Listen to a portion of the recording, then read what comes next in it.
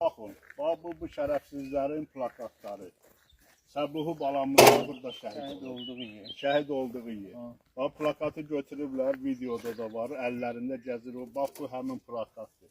Bu şərəfsizlərin plakatı, bax, atıblar bura. Bunların plakatları burada qaldı, bu şərəfsizlərin.